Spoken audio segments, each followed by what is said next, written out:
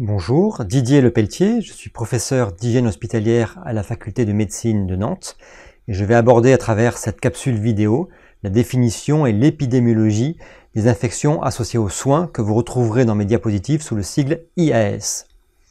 Alors, quels sont les objectifs pédagogiques de cette vidéo? Tout d'abord, c'est de définir avec vous les infections associées aux soins et les infections dites nosocomiales. Et puis, c'est d'améliorer vos connaissances à la fois sur l'épidémiologie, mais également sur les facteurs de risque généraux associés à ces infections. Alors, quelle est la définition d'une infection associée aux soins? Alors, tout d'abord, soit l'infection a lieu au cours de soins prodigués en ville par un médecin, une infirmière, un kinésithérapeute, et à ce moment-là, ces IAS seront définis comme communautaires. Si les soins sont prodigués en milieu hospitalier ou dans tout établissement de soins public ou privé, elles seront dites IAS nosocomiales.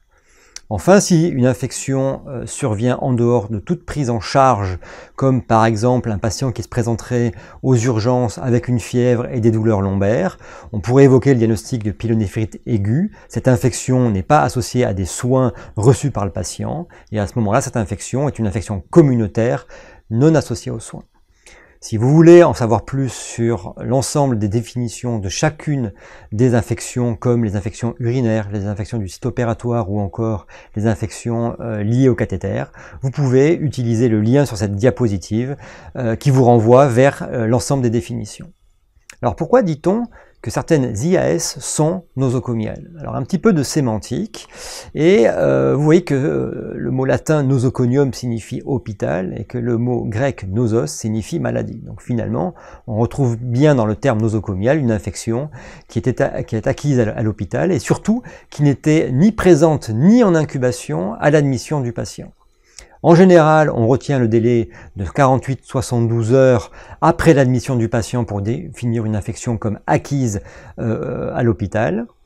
Ces infections peuvent survenir pendant le séjour hospitalier, bien évidemment, mais également en dehors de l'hôpital, lorsque le patient est sorti, avec un délai de 30 jours, par exemple pour les infections du site opératoire, si l'intervention n'a pas inclus de dispositif médical ou d'implant, ou d'un délai allant jusqu'à 1 an après l'acte opératoire, lorsque le patient a bénéficié d'un implant comme une chirurgie avec un implant de cornée, ou un dispositif médical comme un patient qui bénéficierait d'une prothèse totale de hanche. Ces infections sont dites endogènes si le micro-organisme responsable de l'infection est propre au patient, ce qui est la plupart du temps le cas, ou alors ces infections sont dites exogènes lorsque le micro-organisme provient soit de la flore du personnel soignant, soit d'un autre patient, soit de l'environnement hospitalier. Enfin, ces infections concernent bien évidemment les patients, mais également les professionnels de santé. Au cours des soins, tout professionnel de santé peut contracter une grippe s'il n'est pas vacciné, par exemple, ou par exemple un technicien de laboratoire peut tout à fait contracter la tuberculose en manipulant des crachats d'un patient tuberculeux. Alors, quelques autres définitions à préciser. Donc, si l'infection nosocomiale est une infection acquise à l'hôpital faisant référence à un lieu d'acquisition, une infection iatrogène en relation avec des actes médico-techniques font référence aux circonstances d'acquisition. Par exemple, une infection urinaire sur sonde ou une infection du site opératoire sont des infections iatrogènes et peuvent être également nosocomiales. Et puis enfin, les infections opportunistes surviennent chez des patients fragiles, immunodéprimés, et sont causés par des micro-organismes non pathogènes pour l'homme sain, mais qui peuvent le devenir chez l'homme fragilisé, notamment Aspergillus fumigatus ou Legionella pneumophila. Alors, quelle est la prévalence des patients présentant une infection associée aux soins en France? Chaque période de 5 ans, l'Institut de veille sanitaire Santé publique France maintenant organise des enquêtes de prévalence, c'est-à-dire des enquêtes un jour donné dans les lits hospitaliers publics et privés français. Ces enquêtes permettent de calculer un taux de prévalence des infections associées aux soins. Et donc vous voyez sur cette cartographie que le taux de prévalence en 2012, qui est la date de la dernière enquête réalisée, était d'environ 5%. en France, avec des variations régionales, mais également des variations au niveau du type d'établissement. On ne peut pas comparer des établissements comme des établissements psychiatriques et des centres hospitalo-universitaires qui prodiguent tous les soins. Les taux de prévalence varient en fonction également des filières de soins. On ne peut pas comparer le taux d'infection associée aux soins gynéco-obstétriques, en général qui est inférieur à 1%, par rapport à des filières comme la réanimation, où les taux peuvent dépasser les 20%. Enfin, les taux de prévalence peuvent varier en fonction des antécédents médicaux et chirurgicaux, et notamment l'immunodépression des patients enquêtés. Alors, quels sont les différents types d'infections associées aux soins recensées lors de ces enquêtes? Comme vous le voyez sur ce diagramme, l'infection urinaire est de loin la plus fréquente des infections associées aux soins, en général environ 1/3 de l'ensemble des infections associées aux soins. Et il y a également d'autres infections comme les infections respiratoires basses, les infections du site opératoire ou encore les bactériémies associées ou non à un cathétérisme vasculaire. Quels sont les micro-organismes responsables de ces infections? Donc il y a une logique à retrouver finalement une entérobactérie, une bactérie de la flore digestive souvent responsable d'infections urinaires en première position. En général, 25% des IAS sont causés par une entérobactérie, en particulier Escherichia coli. On retrouve en deuxième position Staphylococcus aureus, le staph doré, qui est une bactérie commensale de la muqueuse nasale et de la peau. Et enfin, en troisième position, Pseudomonas aeruginosa, qui est une bactérie saprophyte, souvent en cause dans des infections auprès de patients immunodéprimés dans des filières intensives ou en hématologie. Alors à l'échelle d'un établissement, quelle est l'évolution du taux de prévalence des infections nosocomiales au cours des années? Vous le voyez sur ce graphe, entre les années 96 et 2001, les taux de prévalence variaient au CHU de Nantes entre 7 et 8%. Et puis ensuite, la structuration des équipes opérationnelles d'hygiène en charge de la surveillance et de la prévention des infections nosocomiales a permis une réduction significative, de plus de la moitié des infections, avec un taux de prévalence par exemple en 2012, lors de la réalisation de la dernière enquête de prévalence, de moins de 4%. Alors quels sont les facteurs de risque généraux associés aux infections? Ils sont d'ordre lié à l'hôte, au patient, ils sont liés aux soins prodigués aux patients, et enfin ils peuvent être liés à l'environnement des soins. Donc tout d'abord les facteurs de risque liés aux patients. Donc on retrouve les patients immunodéprimés, les patients au revêtement cutané lésé, comme dans les services des brûlés, les patients qui présentent des escarres ou encore qui sont polytraumatisés, les patients diabétiques, notamment avec des plaies chroniques, les insuffisants respiratoires, les personnes âgées qui cumulent souvent plusieurs pathologies, les nouveau-nés, notamment les extrêmes ou les grands prématurés, et enfin les patients alcoolo-tabagiques.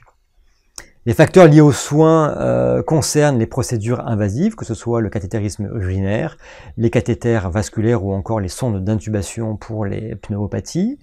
La préparation cutanée, très importante, de respecter les protocoles de soins en matière d'utilisation des antiseptiques lors de tout soin invasif avec une effraction cutanée, puisque la peau représente une barrière finalement à l'introduction de micro-organismes au sein de l'organisme. L'observance et la conformité de différentes procédures de soins, comme l'hygiène des mains, les précautions standards, les précautions complémentaires pour les patients qui ont des statuts infectieux particuliers. Toutes ces thématiques font l'objet de capsules vidéo que je vous engage à visionner. La pression thérapeutique, les patients qui sont mis sous thérapeutique immunosuppressive peuvent devenir transitoirement susceptibles aux infections. Et enfin, l'organisation des soins et la perception du risque infectieux dans un service peut jouer sur la survenue d'infections associées aux soins.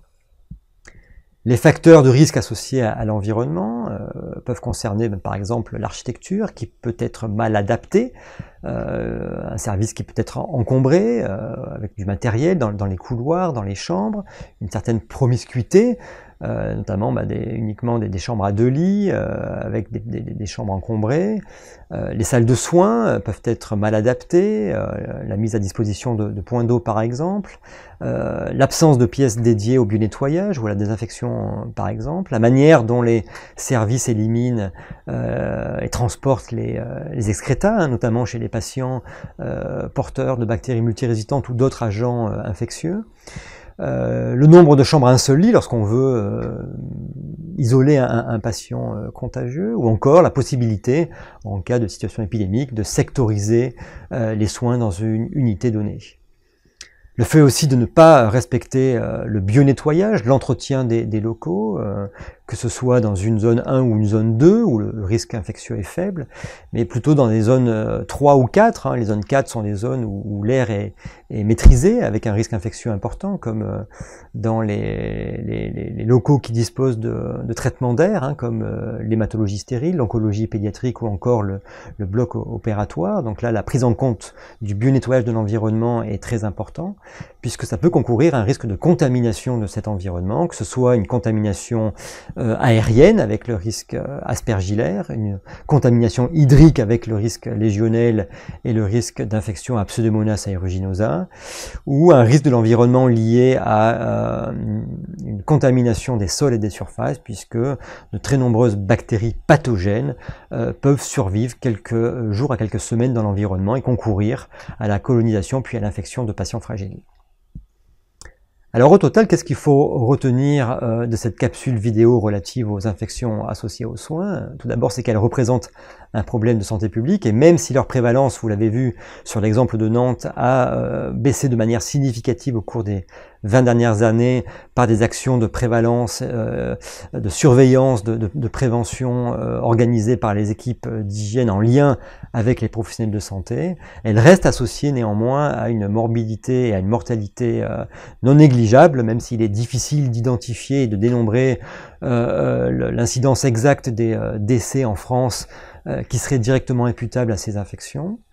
Ces infections relèvent d'une surveillance et d'une déclaration qu'on appelle l'infectiovigilance dans un cadre réglementaire national organisé en particulier par Santé publique France, avec des indicateurs à diffusion publique que l'on peut retrouver dans certains journaux. La surveillance de ces infections, elle est très utile aux stratégies de prévention et à la détection des épidémies. On dit souvent qu'il faut surveiller pour prévenir, que cette surveillance, elle est complètement intégrée aux soins, elle est organisée par des professionnels de santé, par des médecins, des pharmaciens ou des infirmiers hygiénistes, et qu'elle participe à la qualité et à la sécurité des soins que vous allez, vous, étudiants ou internes, prodiguer aux patients que vous allez prendre en charge. Ces infections associées aux soins ne sont pas cantonnées à certaines filières, non, elles concernent l'ensemble des filières de soins et l'ensemble des patients. Bien évidemment, les patients les plus fragiles sont les plus susceptibles à ces infections, également les patients qui vont rester le plus longtemps hospitalisés dans les établissements de santé. Elles sont plus souvent causées par des bactéries multirésistantes aux antibiotiques, notamment dans les services avec une forte consommation d'antibiotiques, ce qui fait le lien avec une autre thématique d'importance en termes de santé publique, qui est le bon usage des antibiotiques pour préserver leur efficacité.